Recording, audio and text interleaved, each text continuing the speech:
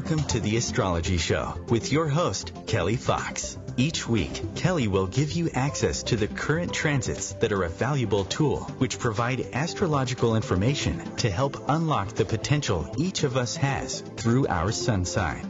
Understanding the current planetary influences each week can help steer us in the right direction to make better informed choices. Sometimes events in your life may seem completely random, but there is a pattern to the order of these events, one set in motion in part by you and in part by the planets and stars in the sky and their influence on your life here on Earth. So if you're wondering what's going to happen in your week ahead, if you're going to get that promotion, move to a new city, or fall in love, tune in to the Astrology Show for guidance. It can help you anticipate problems before they occur, give you tools to cope with changes, and help you look forward to the wonderful days ahead. Kelly Fox is a professional astrologer and internet pioneer who launched astrology.com, one of the first and most successful astrology websites. Today, her passion lies with her new site, theastrologer.com, where she brings a modern-day approach to an ancient wisdom. Please join Kelly each week to learn more about how the planets can align for you.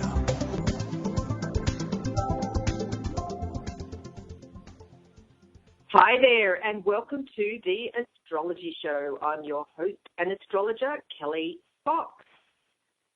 Talking about the planets this week. What's happening? Well, the headline of the week, the astro headline, is Love Planet Venus moving into Aries once again.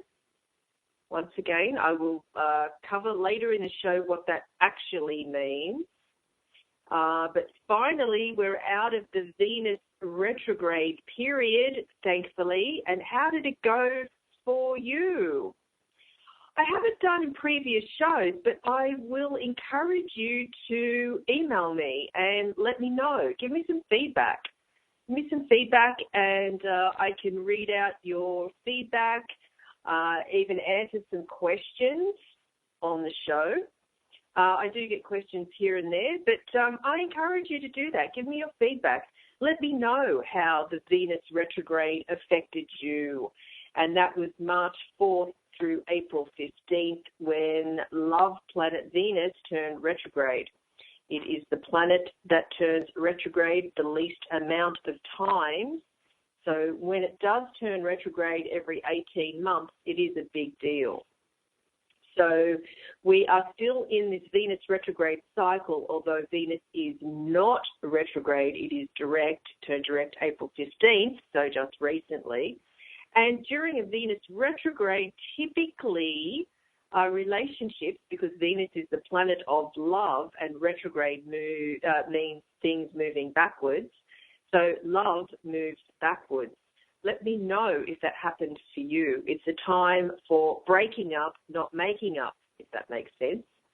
It had also been a time for relationships from the past to re-emerge.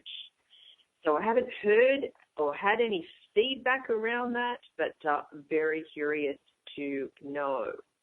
Also this week, we have a new moon in Taurus on Wednesday. So every 28 days, we have a new moon. It's the start of the lunation cycle, and I will talk about that more later in the show and how that will be affecting your sign. Also, this week, I'm just counting them up now on my calendar. We have just two minor aspects. So what I typically do in each show, I talk about the big event of the week, which is usually an ingress. And an ingress means when a planet changes sign. I also cover a lunation, and a lunation is part of the moon cycle, and it usually means a new moon or a full moon, and I talk about that and how that affects your sign and what to do about that. So they're the main things that I cover in the show because there's always something to say. So an ingress, a lunation, or a planet changing direction, which means a planet moving retrograde. So they're typically the three main things. And then the secondary things I discuss in each show are the aspects happening this current week. So what that means is that the planets, and that means sun, yes, I know the sun is a star and the moon is a satellite, but astrologers do classify them as planets. So sun out through Pluto, anytime there's some aspect to the planets, not counting the moon, I should say, not counting the moon, is what I discuss in the show as well. Now, the reason I don't talk about aspects to the moon or from the moon, aspects from the moon, is because there are so many and they are so fleeting. Because if you think about it like this, the moon changes sign every 2.5 days. And so every 28 days, the moon starts the cycle all over again. So if I'm looking down at my calendar right now, there's 3, 4, 5, 6, 7, 8, 9, 10. There's about over a dozen moon aspects per week. And it's really the only time that the moon, or not the only time, one of the only times that the moon really is significant is when I'm reading someone's natal chart. So if I'm looking at someone's natal chart, which means the moment, a snapshot of the planets at the moment someone was born, and that's usually the first breath. So that's when the moon is really significant, is in someone's natal chart. But each week I talk about the transits, and that's lunations, ingresses, and anything else that's happening during the week. That's called transit. And the moon is, it's not even secondary, really. The moon aspects come in third place because they're so fleeting and so brief that they could just pass you by and you wouldn't really notice. Whereas if you have an ingress or, say, Mercury changing direction, moving retrograde, which it currently is, then that's when it becomes more significant. Yes, so speaking of which, Mercury is still retrograde, and doesn't it feel like forever? That's what happens with Mercury retrograde, particularly when it's aspecting one of your natal planets, and more so an inner planet. Now, an inner planet typically means Sun, Moon, Mercury, Venus, Mars, anything, sometimes Mars, anything that's in front of the Earth to the Sun. So that's known as an inner planet. Mars sort of fits in there. Then you've got the mid-planets, which is Jupiter, Saturn, and then, of course, the outer planets, which are Uranus, Neptune, and Pluto. So that's how astrologers classify and divide the planets up. So if ever you hear me make a reference to inner planets, that's usually what I'm referring to. And once again, in a natal reading or with transits, if ever there's a transit that's sitting right on a natal inner planet, you will definitely notice that, particularly if it's an outer planet, transiting outer planet to a natal inner planet. That's when, let's just say, magic happens. And you can take that any way you want. So back to this week. So on Friday, love planet Venus moves into Aries, where it will be until June 6th. Now, this is a big deal because we've just had this Venus retrograde. We're still in this Venus retrograde cycle, although Venus is currently direct, thankfully. So Venus moves back into Aries on Friday. But when I say back into it, sounds like it's retrograde. It's not. Venus was in Aries previously, and that's where this Venus retrograde cycle began. So Venus first moved into Aries on February 3rd. So the breakdown of this whole cycle, that is a big deal, particularly if the retrograde, it turned retrograde on any one of your planets, and it retrograded, well, hang on, let me take a step back. Venus moved into Aries on February 3rd. So this was the start of this whole retrograde shenanigan schmozzle that went on. And then Venus turned retrograde on March 4th at 12 degrees Aries. So if you have anything in your chart at 12 degrees, particularly a cardinal sign, and that's Aries, Cancer, Libra, or Capricorn, then this Venus retrograde really affected you. Now, we can drill down into more detail, whereas, okay, if you've established that this Venus retrograde did, in fact, form an aspect to one of your planets because it was 12 degrees, then you can drill down further. What sign is your natal Venus in? What house is the transit in Venus in? Your natal Venus in? What other planets are aspected by this retrograde planet, and so forth. And so that's really what astrology is all about, and how you read somebody's natal chart, how you can do an interpretation. That's really what it boils down to. And that's just an example of one planet, whereas in a reading, of course, it's all the planets, and that's Sun through Pluto by transit, and then natal. And then if I'm looking at compatibility, then it's how do my planets affect your planets, and your planets affect my planets, and so on and so on. Then there's different types of forecasting. The standard one is a transit, and that's what I talk about in each week's show. We're going to take a short break. After the break, I'm going to tell you all about Venus in Aries, so stay tuned.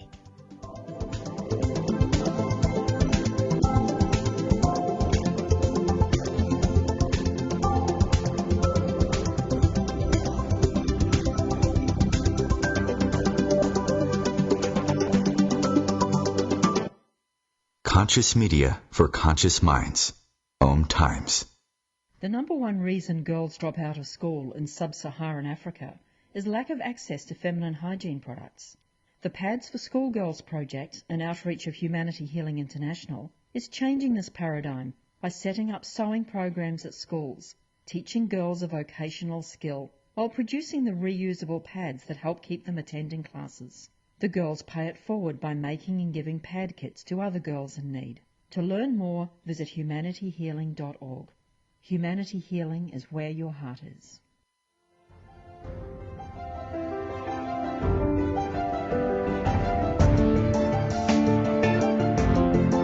Have you been searching for a perspective beyond the mainstream? Check it out. Join your hosts Cielito Pascual and Diana Gold Holland on Share International Radio for thought-provoking views behind the news, Sundays at 1 p.m. Pacific, 4 p.m. Eastern on OMTimes Radio. You can also find us at shareontheairradio.org. This may be the message of hope you've been waiting for.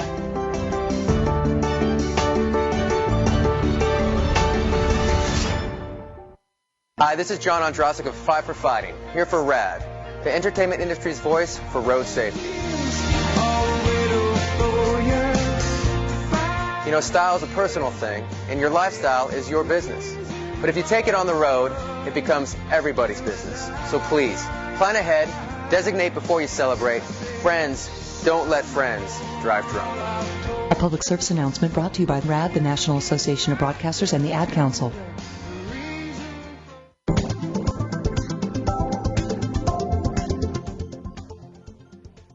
Hi there, welcome back to the Astrology Show. I'm your host and astrologer Kelly Fox, talking about the planets this week, and the astro headline of the week is Venus in Aries. The other headline is New Moon in Taurus on Wednesday. So just before the break, I was giving you an overview of when I talk about the planets each week, I'm talking about the transits and then how they affect you personally. And, of course, astrology is more than just a sun sign. It's all the planets in varying signs at the time you were born, meaning your first breath. And so I get a lot of questions from people who say I was born prematurely or late or whatever. That makes no difference. It doesn't matter when you were supposed to be born. It's really about when you were born and the moment of your very first breath. And I know that a lot of birth certificates, particularly, back in the day, they didn't record the birth times, which is really such a shame. But there is something in astrology called rectification, and there are astrologers who do specialize in rectification. And what they do is they take a minimum of 10 major events in your life, and then they trace it back to the planetary movements. It's very complicated, but it is doable to actually calculate someone's birth time based off major events in their life. So it is really important for astrologers to have an accurate birth time, and an accurate birth time is within 4 minutes of birth. And I do know that hospitals do round up birth times. Say if someone was born at 9:12 a.m., they'll round it down to 9:10, that sort of thing. So there's all different things. And of course, when I was a student taking my exams in astrology, the time corrections were just the most maddening things of all, because daylight savings, it's only recently that I've actually come to appreciate daylight savings time, because as a budding astrologer, to actually hand calculate someone's natal chart, it was very much about time correction and time zones. And, for example, during World War II, they used to have double daylight savings times. So there'd be another hour on top of an extra hour of daylight. So that sort of thing. And then, a long, long time ago, counties used to set their own times. So it wasn't until we actually had the railroad and the train crossing from one side of the country to the other that we had to get aligned with the times. So that's how it all came about. There's a lot more to it, but basically, previously, before software came about, calculating a chart by hand used to be a big headache and a huge room for error, because there's just too many corrections to go on, and the time zone correction was just one of those things. Anyway.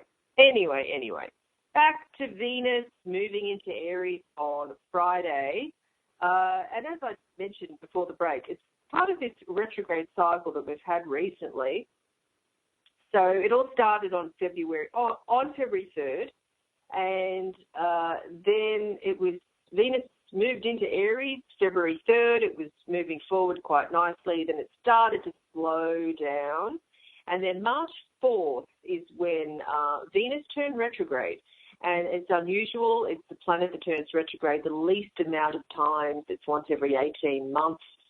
And so Venus turned retrograde at 12 degrees Aries. And so then it continued its retrograde motion until it moved into Pisces. It moved backwards into Pisces on April 2nd. And then on April 15th, it turned direct in Pisces at 27 degrees Pisces. And then it moved forward into Pisces from April 15th on. And then on Friday, it will move into Aries until June 6th. So when it gets to 13 degrees Aries, the retrograde cycle, well, I'm being precise, but usually it's give or take a few degrees. But after it moves beyond 12 degrees Aries, and I'm just looking in my calendar to see when that is, so around the 16th of May, we can really, the whole Venus retrograde cycle will really be behind us. And I'm being precise and exact. It might be fair just to say, from April 15th on, it's all done. But you may have heard that with retrograde planets, there's always a shadow period. So it's always sort of like the taint that's still hanging around after the planet's retrograde. Or, the period before the retrograde, specifically with the Mercury retrograde. Usually, depending on how it affects your own natal chart, sometimes I've felt things probably a week and a half before the actual retrograde period, and that's if the transit is on one of my inner planets or forming some challenging aspect. And a challenging aspect would be a square or an opposition. Sometimes a conjunction, but typically a square or an opposition the square is 90 degrees, 2 or more planets 90 degrees apart, and opposition is 2 or more planets 180 degrees apart, or opposite. So there you have it. So this retrograde, Venus retrograde, is a big deal because it doesn't happen as often as the other planets do. And on that note, we are currently in a Mercury retrograde. Yes, the rumours are true. We are currently in a Mercury retrograde period, and that will be done May 3rd. And this Mercury retrograde it started off at 5 degrees Taurus, then it kept moving backwards into Aries. So we're currently Mercury retrograde in Aries, and what that typically means is speaking before we think, jumping into something without a second thought, and probably having to go back and redo it. So with this current Mercury retrograde in Aries, it's about rushing into something instead of having patience and waiting. Anyway, back to Venus moving into Aries on Friday. So Venus is a planet of love. It's about affection and romance. It's all about pleasure, bringing people together, being very social, uniting people in harmony. So this planet not only rules love and dating, but friendships and partnerships and any sort of social gathering. It also rules money. It rules finances, how you treat yourself and your friends. Are you spontaneous, or do you plan things out, think things through? Are you romantic? Do you like the flowers and chocolates, or are you more frugal? And so where Venus sits in your astrology chart influences how you approach any kind of partnership, and that's not just romantic, but of course business, or generally how you are in a group. In a group setting, are you shy, or are you the leader of the group? Are you comfortable with intimacy, or just a little bit shy about getting too close to people? Maybe do you live for love, or are you just fine with being on your own? So that's the nature of Venus. So also I just mentioned money. Venus is also about money and finances. Are you good with money, cautious, conservative, only taking calculated, well thought out risks? That would be probably a Venus. Your Venus might be in an earth sign, if that's the case. Earth signs are known for being good financial managers typically, and that's Taurus, Virgo and Capricorn. Or maybe you might have Venus in a fire sign, like it's going to be on Friday when it's in Aries, and it's Aries, Leo and Sagittarius. And so anybody that has Venus in a fire sign, let me think about how to say this. Like to spend and not give it a second thought. How about that? And Venus rules the signs of Taurus and Libra. So Taurus is one of the signs of money. Of course, it's an earth sign, but it has a reputation as a money sign. And Libra is the sign of harmony. So there you have and relationships and marriage. So there you have the two sides of Venus through Taurus. Taurus is about money and Libra is about relationships. So that is how Venus is connected to those two signs. So, of course, Venus is known as the goddess of love, and it's the second closest planet to the Sun, and it has an orbit of 225 days. Now, the Earth has an orbit of 365 days, and Mercury has an orbit of 88 days. Just to give you an idea of how fast the planets move around the Sun. And, of course, Venus is never more than 48 degrees from the Sun, which means it's never that far away from your sun sign. So whatever sun sign you have, Venus will typically be in the same sign or the sign before or after. Possibility, if you're born, say, at the beginning of Aries, there's a possibility you could have Venus, which 48 degrees away, which would be in Aquarius. So it's let's just say 2 signs before and 2 signs after would be the probability. Venus will never be more than 2 signs before or after your own sun sign. That's because it's only 48 degrees away from the sun. And, of course, that's all from our viewpoint here on Earth. What else about Venus can I tell you? So Venus, as I said, it goes retrograde the least amount of times, and it's only about 7% of the time that it is retrograde, which is not that much. And Venus is both a morning and an evening star, like Mercury is. And it has very highly reflective atmosphere, so you can see it with your naked eye. So Venus retrograde, I keep talking about that, but that's because we're still, even though Venus is not retrograde, we're still in that cycle of Venus and the Venus retrograde period.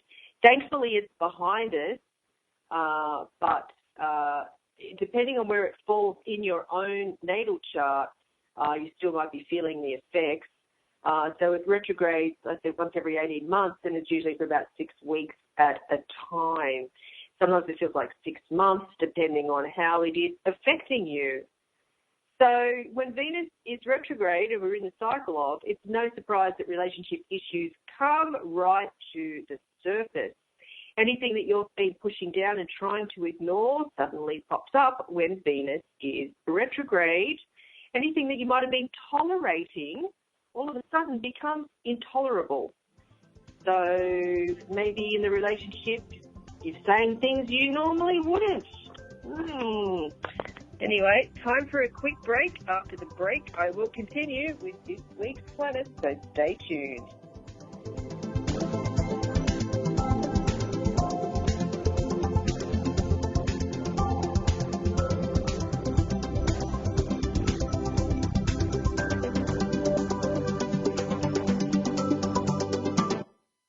The Real Conscious Connection.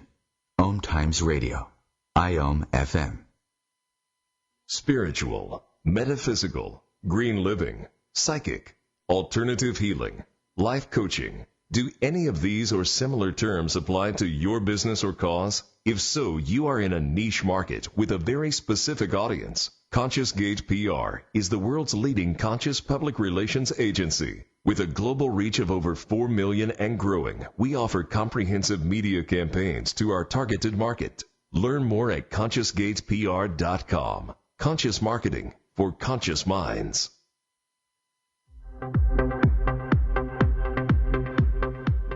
Join Vibe Nation radio host, international psychic medium Carrie Turkai, as she guides her listeners to rediscover themselves by accessing the keys of knowledge that already exist within. Each week's show is divinely orchestrated to intertwine with the universal energies, allowing the listeners to go deeper within. At the end of each show, Carrie will tap into the energies of the listeners and give a message from Spirit about the upcoming week. If you really want to get to know who you truly are, join Carrie each Monday at 3 p.m. on Vibe Nation Radio. This is a test to find out if you know it all when it comes to children. Name one of the leading killers of U.S. children age 1 to 13.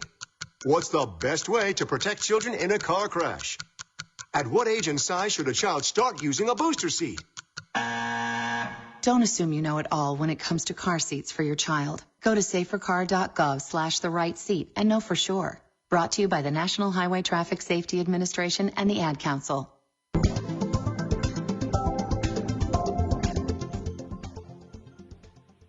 Hi there, welcome back to the Astrology Show. I'm your host and astrologer Kelly Fox, talking about the planets this week and Venus moving into Aries on Friday, where it will be until June 6th. So while Venus is in Aries, and of course, as always, depending on how this influence affects your birth chart, and if you haven't had your chart done, go to my website, theastrologer.com/chartwheel. Get your free chart wheel, and you can see where your planets are and how the planets each week might be affecting you more specifically. So Venus in Aries. So I have said in previous shows that the planets have their favorite signs and their least favorite signs. Now, everybody gets a fair shot. So everybody, meaning every sign gets a fair shot. So every sign gets matched up to a different planet. The planets usually have one or two favourite signs, then secondary favourite signs, and they also have their least favourite signs and their second least favourite signs. So on that note, Venus doesn't like being coupled up with Aries. It's uncomfortable. It's a mismatch of energies. Venus, as I said, likes Taurus and Libra the best. And Aries is ruled by Mars. So as you can see, you know, women are from Venus and men are from Mars, that type of stuff, because Venus is about love, Mars is about passion. Anytime I do a compatibility reading, I straight away look at their Venus and Mars signs to see how they connect, how they flow, and then, of course, Sun and Moon. But in this case, love planet Venus moving into Aries straight off the bat, it doesn't really like Aries. So the key word until June 6th, when it comes to money, love and money, is patience. Patience, patience, and patience. Patience when it comes to love and money. But on the flip side, our love life could be really exciting under this influence, because Aries gets bored fast. So Aries always needs to be moving and always doing stuff. So many of us might find ourselves being bolder than usual, because Aries is the warrior, the courageous warrior. So many of us will take on this characteristic when it comes to our love lives and our financial lives. Some of us might take risks that we would never have done normally, and acting on our ardent impulses. Under this influence, romance can be pretty steamy. Some of us might even be open to things that we've never done before, just simply because Aries is a cardinal sign, and cardinal signs are initiators and they like to try new things. I call them the trendsetters of the zodiac. The cardinal signs are Aries, Cancer, Libra, and Capricorn. So we need to watch out and not get carried away by our passion, which sort of sounds strange because everybody wants to be passionate in different ways. But with Venus in Aries, it's like we don't give it a second thought and we just jump into something, and meaning a new relationship. Luckily, though, Venus is not retrograde anymore. Maybe we met someone when Venus was retrograde a few weeks ago, and maybe the relationship might come about now that Venus is direct. So if you're single, this is an ideal transit for initiating new relationships. Because, as I said, Aries is the brave warrior, the courageous warrior, and so many of us have a lot more confidence to go after what we want with this influence. But of course, it might change from moment to moment. It's best not to make long-term plans under this influence, because Aries gets bored fast and likes to move from one thing to the next. It's all about the spice of life, let's just say. Variety is the spice of life. It could just be the hunt that thrills us the most with this influence. While, you know, for some of us, the everyday work of a relationship could feel stifling. So if you are coupled, the best use of this energy, Venus in Aries, is to break up familiar routines, maybe with an infusion of novelty, maybe surprise your sweetie by taking him or her on an unexpected outing, or trying an innovative approach to romance. Instead of the same old, how about something new and exciting? Some of us might even want to assert our independence at this time. So getting in touch with our own needs and desires separate from our partner. So some of us might be trying to find a balance between dependence and independence. And also with Venus in Aries, clinginess is a definite turn-off. So give yourself some space, give your partner some space, and everybody should be happy. So Venus, as I keep saying, was retrograde recently, and it's all about patience, more so when Venus was retrograde. So it's all about patience. We want to be daring and adventurous anytime, particularly an inner planet is in Aries.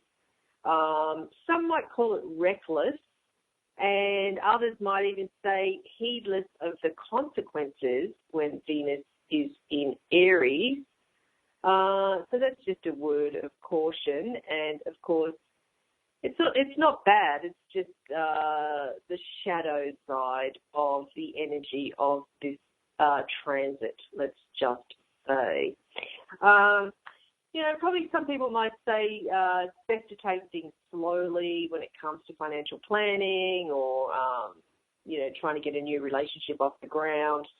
But with this energy, it's really hard to do. It's like nobody wants to do anything slowly.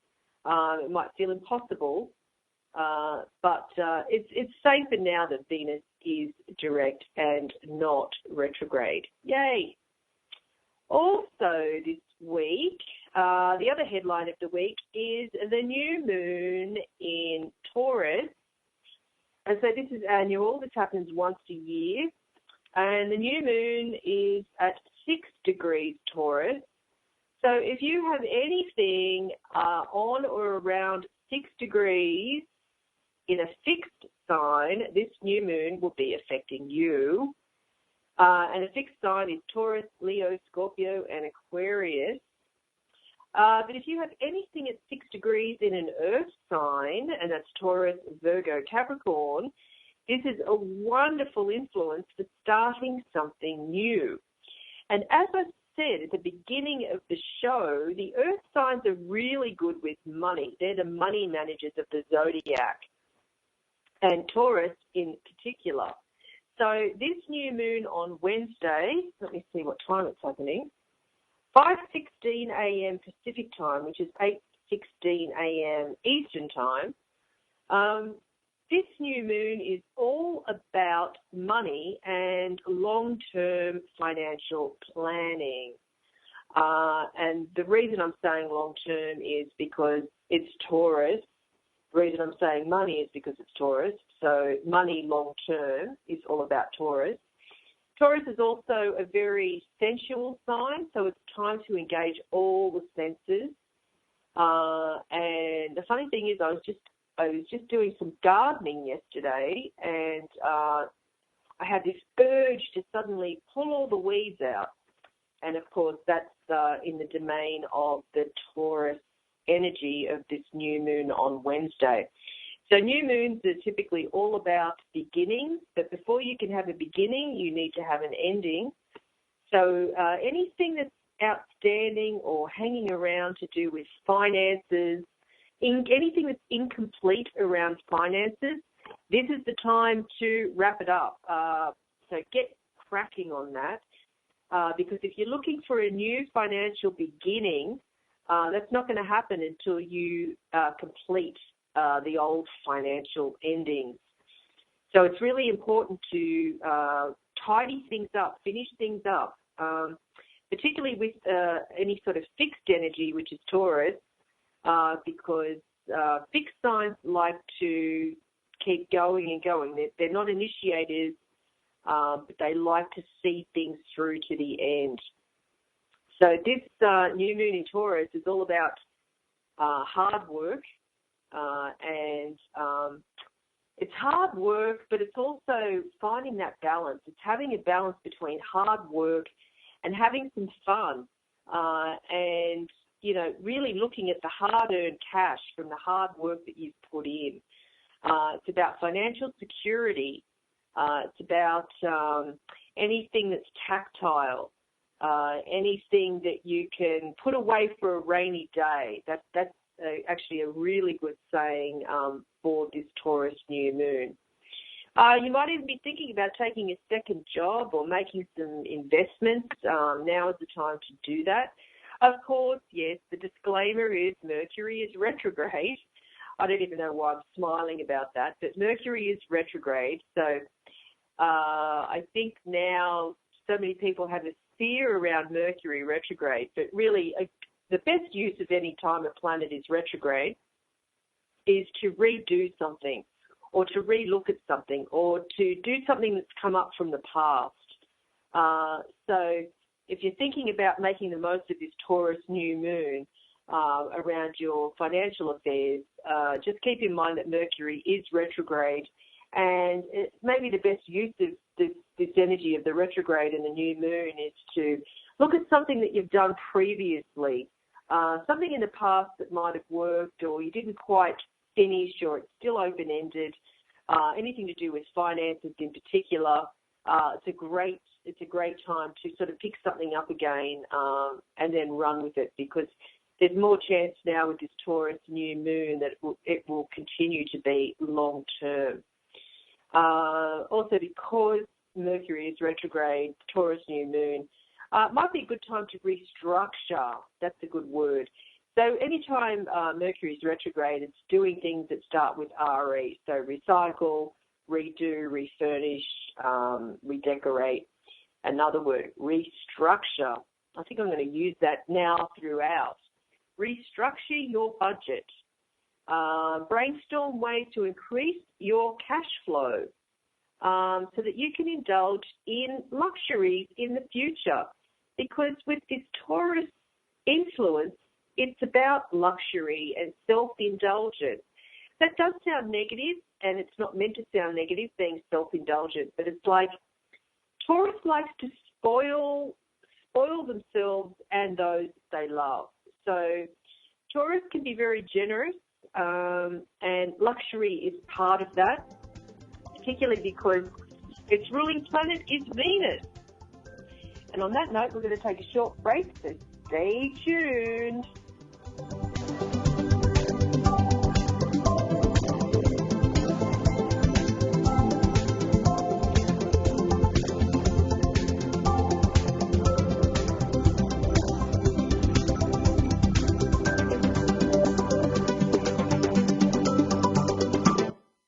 Feed your soul with waves of consciousness on OMTimes Radio. OMTimes Magazine is one of the leading online content providers of positivity, wellness, and personal empowerment. A philanthropic organization, their net proceeds are funneled to support worldwide charity initiatives via Humanity Healing International. Through their commitment to creating community and providing conscious content, they aspire to uplift humanity on a global scale. OMTimes, co-creating a more conscious lifestyle. Have you bought into the idea that you have to work hard for your money, that business is hard? I will share some dynamic access consciousness tools to get you out of your own way so you can create a business that actually succeeds. Join me, Simone Millicers, on The Joy of Business at 4 p.m. Mondays Eastern.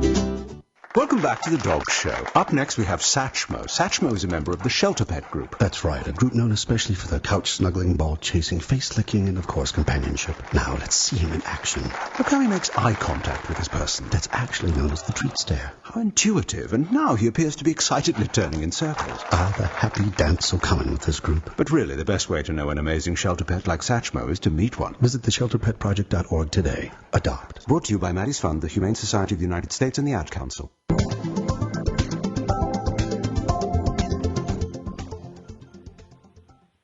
Hi there, welcome back to the Astrology Show. I'm your host and astrologer, Kelly Fox.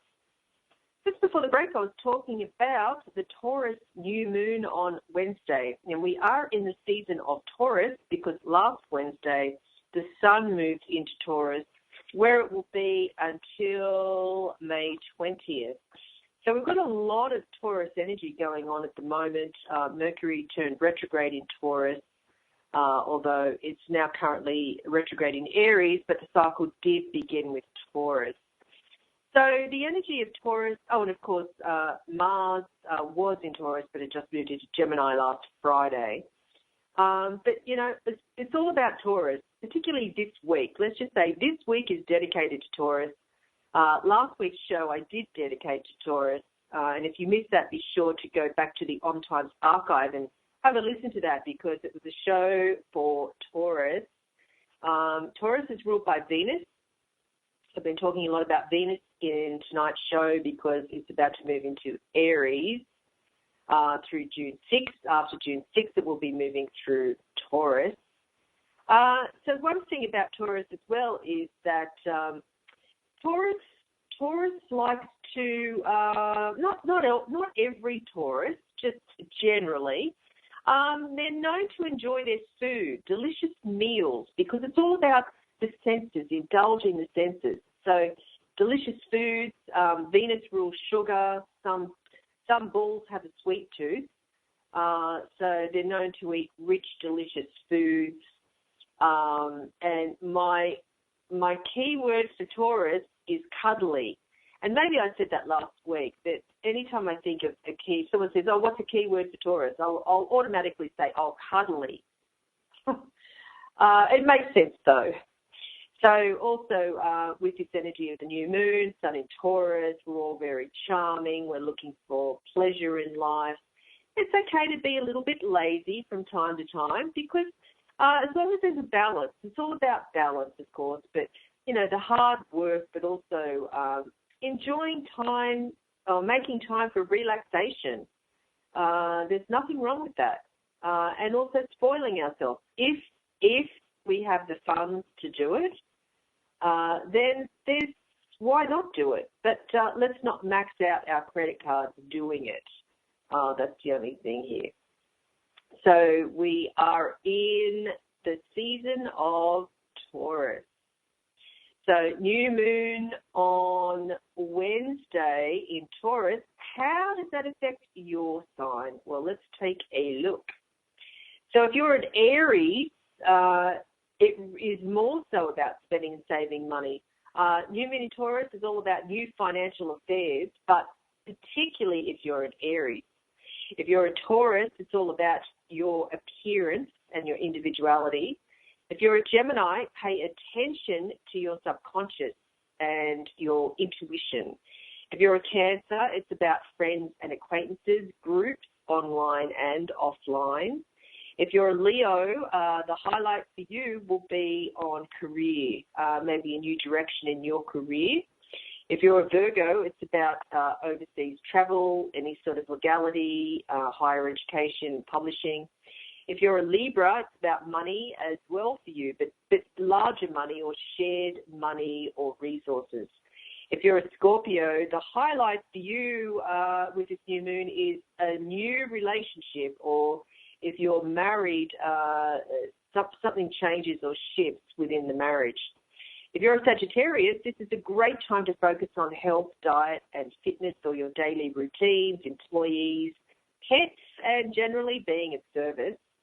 If you're a Capricorn, lucky you, romance, courtship, entertainment, amusements, taking a risk. If you're an Aquarian, the focus for you with this Taurus new moon is about home and family. And if you're a Pisces, it's about the intellect, short trips, siblings, neighbours, any sort of communication. As I said earlier on, there are only 2 other planetary influences this week, and I'm still double-checking. Some weeks it's just like that. Some weeks there's just so much going on, and other weeks it's fairly mellow and quiet. So on Monday, which is today, I'm just looking at the time here, very early this morning, we had, what is it here? Mercury trine Saturn. So retrograde Mercury in Aries forming a trine to retrograde Saturn in Sagittarius. A trine is always a good thing. It's when 2 or more planets are 120 degrees apart. Both planets are retrograde, though, so it's definitely good for redoing something around the mind. So work flows effortlessly. We're industrious. Many of us will have discipline, attention to detail, and we can get really good results if we're prepared to put the elbow grease in. It's always best to take a methodical approach, which will get us very far. And any sort of administrative work, because we're definitely organised with this transit of Mercury trining Saturn. Precision, efficiency, what else is good for this? focus on detail, I just said. Anything that's like things we normally put aside, we can just flow through things really fast. There's a lot of clarity, although both planets are retrograde. That's always a disclaimer. But really, it's a good flowing transit for the mind. Also, speaking of the mind, on Friday, Mercury conjuncts Uranus. This is great. This is in Aries, so it's great for the fire signs, Aries, Leo, Sagittarius. So our minds are strongly stimulated under this brief but intense transit. Everything seems to speed up to a faster pace more than usual. So we're getting brilliant flashes of insight that we can receive under this transit. It's really good for thinking outside of the box and coming up with innovative, futuristic ideas. And listen to your intuition. It's really important with this Mercury conjunct Uranus. Anything that's unorthodox or even rebellious concepts, independent thinking is favoured. So it's all about stimulation of the mind. So that's Mercury conjunct Uranus on Friday. Now for your weekly horoscope. So if you're an Aries, be careful not to entangle your financial worth with your self-worth this week. Impulse spending has a root emotional cause because you're trying to reassure yourself that you are worth spending money on. That way madness lies. Boost your self-esteem and your confidence in other less expensive ways. If you're a Taurus, the new moon in your sign is the perfect fresh start. Yay.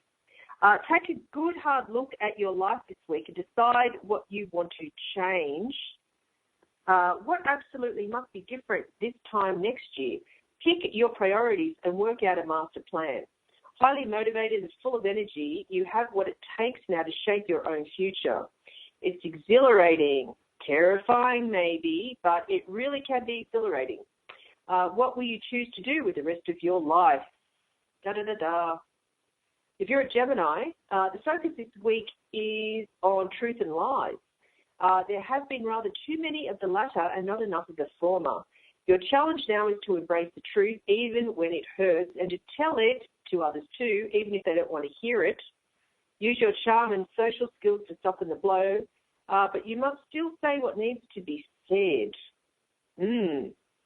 If you're a Cancer, you're daring to dream a little bigger than normal this week, spurred on by the new moon and the excitement of Mercury-Uranus meetup. You're half afraid that you're bitten off more than you can chew, but the other half of you is going for it anyway.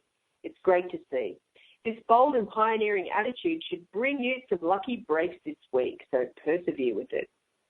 If you're a Leo, if you want to advance at work, honesty is needed this week. Avoid the temptation to get ahead at someone else's expense or by hiding an inconvenient fact.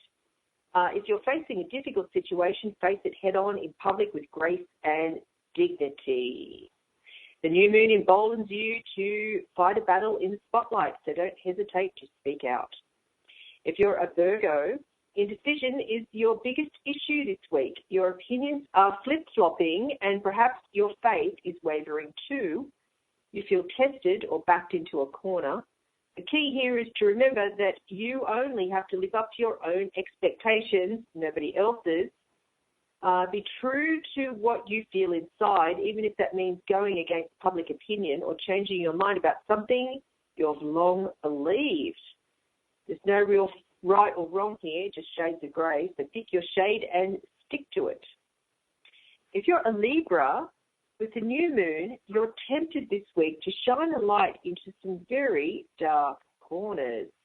In some ways, you're on a crusade for the truth, which is great, so long as you don't expect everyone to welcome it. Many people around you would prefer their secrets to stay firmly buried, so be prepared to make some enemies if you dig too deeply.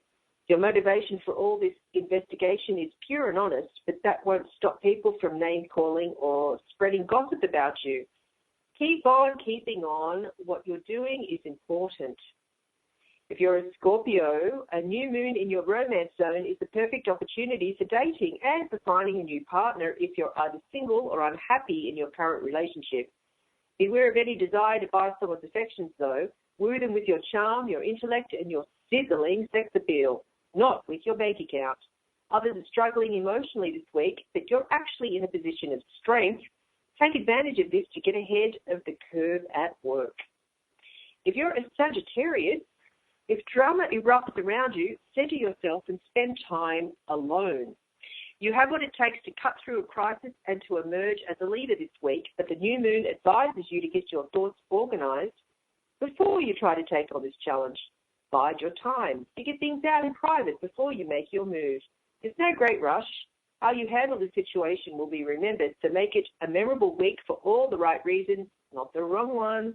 If you're a Capricorn, you're found in your inner rebel. You're not afraid to let him or her loose. If you're an Aquarius, it's all about home this week, taking on a household project. And finally, if you're a Pisces, this is a good time to practice mindfulness. This is the week for it in a busy, hectic schedule. That's it for the astrology show this week. Thanks for tuning in. I'm Kelly Fox, your host and astrologer, and have a great week.